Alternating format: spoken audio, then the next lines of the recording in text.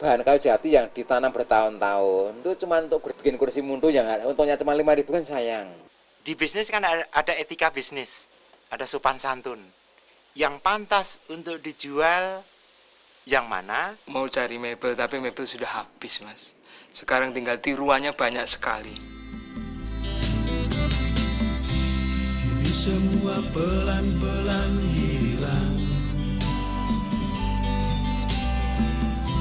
ditelan waktu yang makin menggila. Aku lengan kota tegak berdiri, kibarkan bendera zaman. Kalau sekarang itu semua bertumpu mebel itu dari kayu, saya tidak bisa membayangkan penduduk Indonesia itu berapa juta sekarang. Dan yang membutuhkan mebel-mebel kayu, yang membutuhkan bangunan-bangunan yang terbuat dari kayu itu banyak sekali mestinya. Nah, kita bayangkan sekarang, kalau kita tengok hutan di Kalimantan itu, atau di Papua, kita lihat dari atas pesawat, itu saya bilang hutan di Indonesia itu sudah kena penyakit panu. Jadi itu putih gitu, hampir hijau tuh nggak ada. Sayangnya gini ya, bahan kayu jati yang ditanam bertahun-tahun ya kan, itu cuma untuk bikin kursi mundu yang untungnya cuma 5.000 kan sayang. Nah itu meskinya kita buat mebel yang desainnya itu ya bagus sehingga punya nilai ekonomis yang tinggi. Kayu jati lawas atau kayu jati lama itu dia huntingnya di desa-desa, mungkin di sekitar Jawa Timur. Yang Jawa Timur zaman dulu memang terkenal dengan jatinya yang bagus-bagus, sampai Pati Jawa Tengah itu ya sampai rumah-rumah gebyok lawasan itu dibeli berapapun dibeli karena untuk memenuhi untuk membuat mebel lama. Lama-lama saya juga kepikiran, mungkin kan kayu juga habis ya. Suatu saat kita nggak akan dapat lagi kayu-kayu kayak gitu. Jadi mulai ada nilai investasi gitu. Jadi muncul di hati saya, kalau saya bisa koleksi yang sejak saya belum lahir, mungkin anak saya nanti akan punya nilai yang lebih bagus lagi.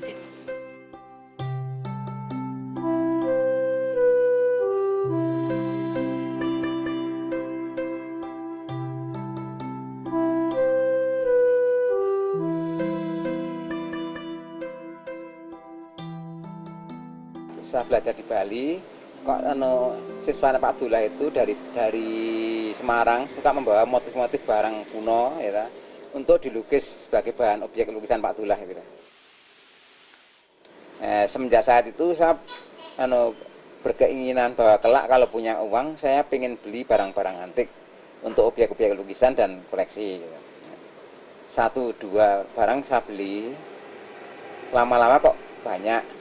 Akhirnya terjadi bisnis barang antik. Kalau zaman dulu istilahnya bukan barang antik ya. Ya itu kursi, mebel, perlengkapan ya pada zaman nenek moyang saya itu termasuk modern. Nenek moyang saya. Klasik itu kan setelah melewati beberapa periode. Hari-hari ini kursinya keluarga keraton dibilang klasik, antik dan sebagainya. Memilih benda-benda atau mebel atau keramik atau ukiran-ukiran bekas rumah lama, sebetulnya itu bisa dibilang juga lifestyle saya gitu, gaya hidup saya lah. Tapi sebetulnya bagi saya barang-barang yang saya tampilkan di rumah ini adalah kenang-kenangan saya gitu. Jadi saya tidak mengkhususkan koleksi apa enggak. Misalnya saya ke Jepang beli keramik Jepang atau ornamen apa begitu, kemudian saya ke Madura ya beli jendela Madura antik gitu, kemudian ke Kudus begitu juga. Jadi semua ini saya taruh di rumah saya menjadi suatu kayak gado-gado gitu loh Mas. Banyak tamu-tamu ke tempat saya membeli barang yang seperti ini, tinggal selera dia apa. Itu kebanyakan dia itu hanya untuk koleksi Mas ya. Nah, untuk koleksi nanti seandainya dia itu punya anak masih kecil, dia untuk istilahnya apa ya? kenang-kenangan atau apa untuk saya pada waktu di Jawa saya beli ini pada waktu dulunya itu almari ini gunanya untuk ini gitu. Bedanya saya jual gini ya, barang yang di lokasi desa masih banyak atau di kota masih banyak itu saya jual. Nah itu, kalau yang jarang ada saya pertahankan. Nah, kelak untuk anak cucu kita gitu, biar nggak punah semua lari keluar.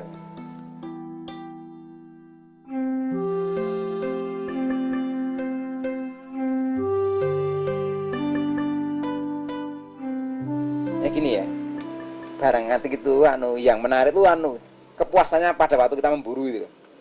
Pada waktu kita buru barang itu kadang-kadang itu susah payah. Apalagi di lokasi desa atau di pemilik orang-orang kota itu kadang-kadang nggak dijual. Padahal kita minat untuk beli barang itu. Gitu.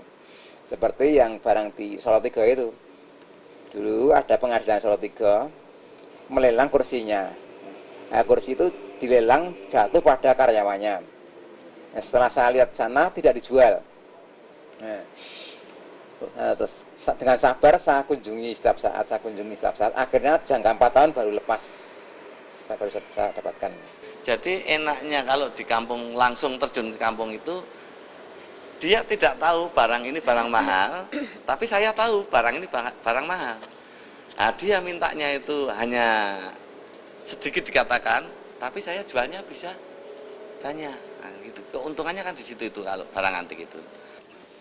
Tapi kalau yang nggak enak, ketika ada ini permainan dibuat seolah-olah itu kayu bagus, dibuat kuno, dibakar, dibohong-bohong, tipu-tipu gitu. Karena itu salah satu kekurangan kita kalau kita mulai suka barang-barang tua begitu, sering dibohongi ya, nggak 1-2 kali. Tertipu juga gitu. Saya sudah beli, ibu saya bilang aduh ini barang repro. Itu sekarang yang dibuat teman-teman itu kopiannya, tapi dengan catatan. Nah ini bagi saya juga kelemahan bagi teman, mengkopinya itu nggak bisa percis. Nah jadi misalkan kalau mengopi barang kuno mestinya dia juga harus menelusuri sejarahnya barang itu mestinya. Semula saya mau cari mebel, tapi mebel sudah habis, Mas. Sekarang tinggal tiruannya banyak sekali di toko-toko antik segala macam. Dan juga sekarang ini memang gaya hidup masyarakat kita juga sudah berubah. Sekarang banyak orang pakai mebel-mebel bikinan Eropa, sementara orang Eropa ngangkutin semua barang mebel-mebel antik kita ke Eropa. Gitu ya. Saya lihat beberapa penjual itu lebih suka dibeli sama orang asing karena mungkin mereka tidak menawar. Jadi dianggap murah sekali padahal karya seni gitu. Padahal kita nyarinya mau membayar aja mesti mikir, mesti nekan harga gitu kan. Jadi dari situ saya sedih ya, ternyata bangsa kita sendiri sebetulnya lebih berorientasi menjual gitu daripada memiliki.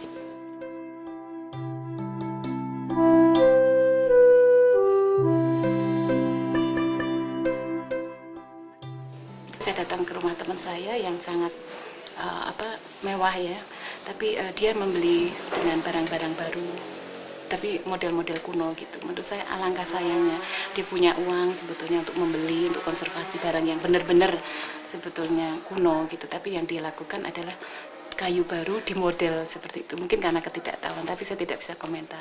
Tapi kalau dia memang nggak suka menyimpan barang-barang lama dan dia tidak merasa gunanya apa sih nyimpan barang lama, ya nggak apa-apa, biarkan aja dia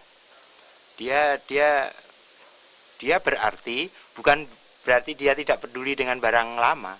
Tapi koleksi bagi saya yang betul sekarang ini adalah koleksi keris.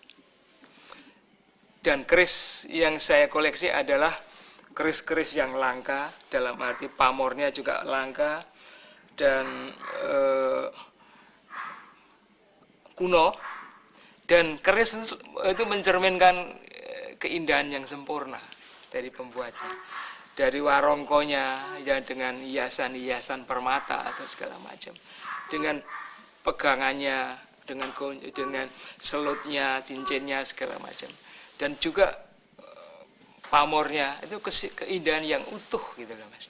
Sehingga bagi saya keris saya koleksi bukan karena mistik atau apa, tapi saya mengoleksi keindahan dari karya budaya bangsa kita yang boleh dibilang itu bukan adiluhung saja.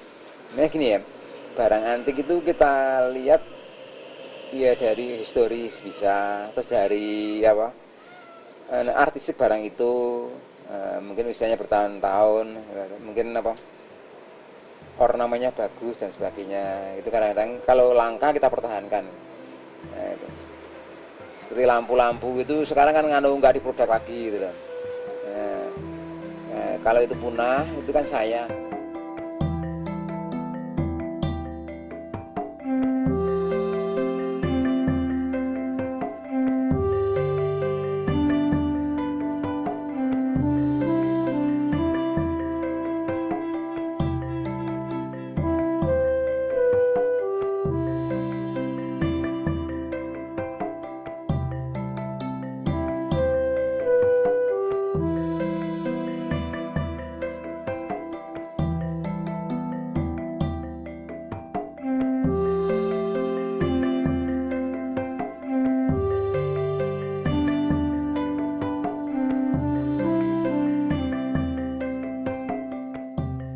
Bagi yang pecandu berat antik ya, kadang-kadang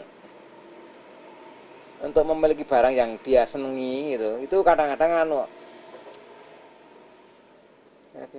nggak terlalu berpikir masalah keuangan, artinya dia beli lebih tinggi jauh dari harga pasaran pun nggak masalah.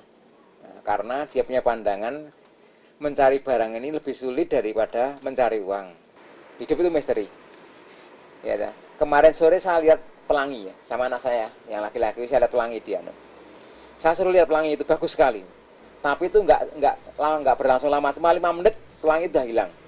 Saya cerita sama anak saya yang laki-laki, itulah yang terjadi di dunia, semua sementara.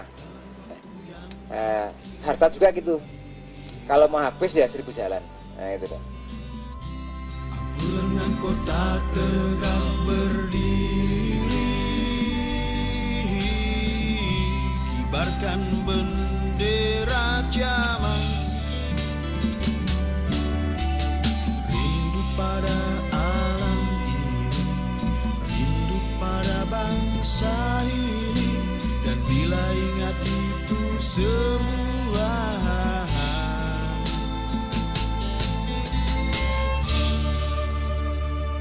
nuraniku jadi sepi.